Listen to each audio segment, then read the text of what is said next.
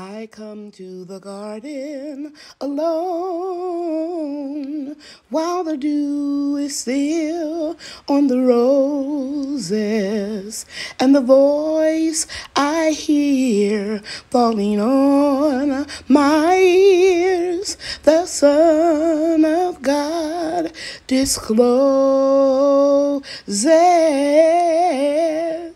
and he walks with me and he talks with me and he tells me I am his own, and the joy we share as we tarry there, none other has ever known. Hey everybody, Lady Cheryl here, and it's Friday and it's super hot.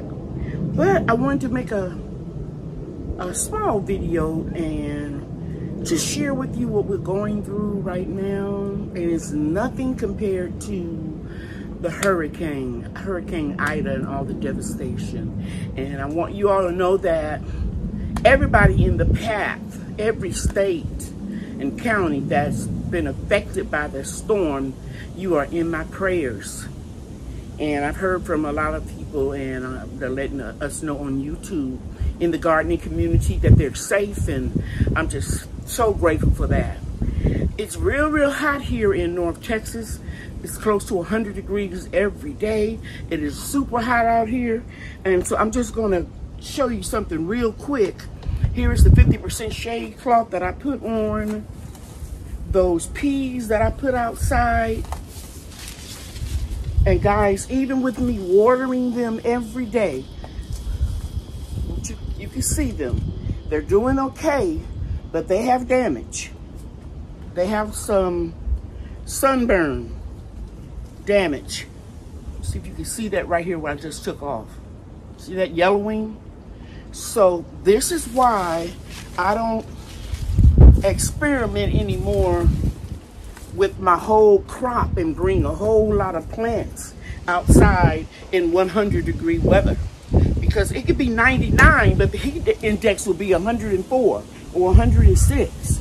So that's why I have not planted my fall crops outside. So I wanted to share that with you.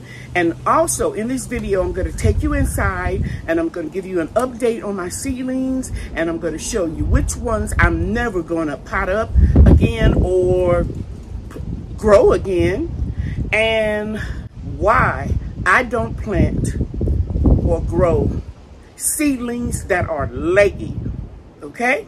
All right, let's get started. Come on. The first thing I'm going to show you is these two shoe boxes with 48 peat pellets in each one. 48 in each one. And I'm getting ready to start my third round of seeds. And some of these will be going to a friend. Now, I'm going to show you the seeds on this bottom row here. As you can see, I have 8 little individual grow lights on it, and that's a thermometer. And I have 1 sharp light, this fluorescent light right on there. And at the back, you see it's mostly cowpeas. These are identical to the ones that I showed you just a few minutes outside. Now, here are some seedlings that I potted up yesterday. If you look here, you'll see these really thin seedlings. Those are carrots, Parisian carrots. Some here. This one look like it might not make it, but these 4 will. And then we have some broccoli here. And here is a Leggy seedling. I will not transplant these outside. Anything that don't bounce back and they're too leggy, I'm not wasting my time. Now, I've seen YouTubers prop them up with straws and popsicle sticks, but my 40+ years of experience has taught me that Leggy seedlings will be weak plants. I'm not wasting my time. I will cut these off right here. I won't try to pull them up and disrupt the roots. These happen because I had them under some grow lights that they weren't close enough to the light, so that's how they developed those long legs. Thus, the termed Leggy Seedlings. And I will not, like I said, waste my time. So I'll wait until tomorrow and see if any of these are going to stand up. If they don't, I'll just snip them off. And here are some more. And these, I believe, are cabbage. And of course, you could tell already that's curly kale. So everything else up under here is looking pretty good. Now, I'm going to move to the second shelf. These are doing well. I have everything under here. I have Swiss chard. I have red, Russian kale, purple kale, cabbage, Savoy cabbage, broccolini, 3 different types of mustards. All of these are doing well. They're ready to go outside. All I'm doing is just waiting for the weather to get a little bit better. And anywhere where you see leaves that are crispy, they will just die off. Here, probably this one got a little bit too dry before I added some water. This is a early girl New Jersey cabbage standing up at attention. I would plant those again. It's my first time trying them. But anything that looks sick or limp or weak will not be planted outside in my fall garden. This is some beautiful basil here. Okay, now here's an example of cabbage that has legs on them. It's tall, but it's not lanky. So this is fine. And it's real close to the light. But when they get, I'm going to repeat and go down here and let you see the difference. When they look like this, when they're laying over and weak, no sir, no ma'am, I won't be planting them. Now, I need to really get on a step stool to show you these. Real quickly, I'll just show you. This is dwarf curly kale.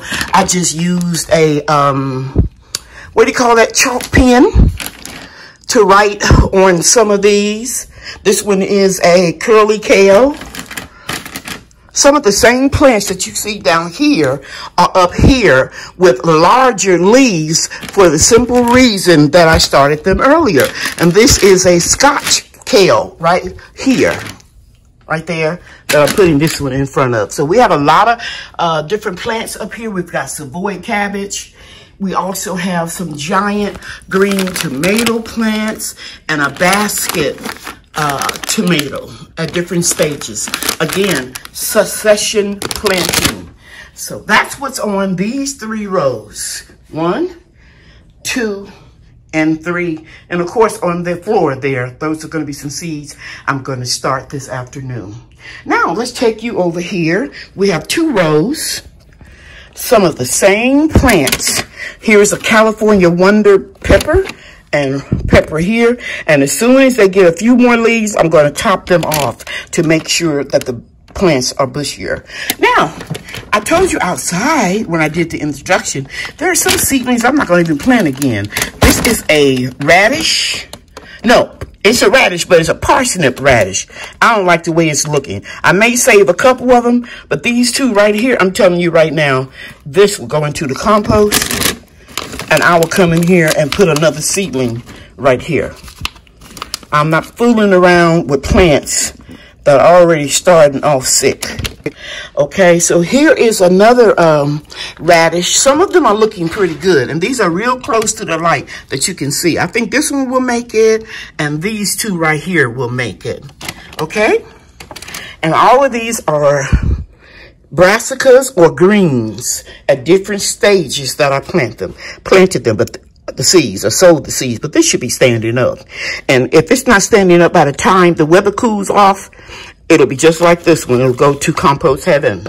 As you can see here, here's some Swiss chard, or it might be beets. Might be beets. Yeah, those are golden beets. Yeah, they're standing up better. These are beets.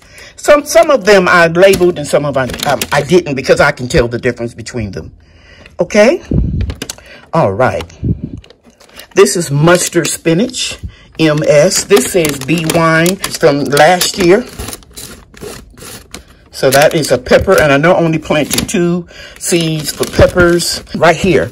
Brandywine was in here last year, and now it's another pepper plant in here. Okay.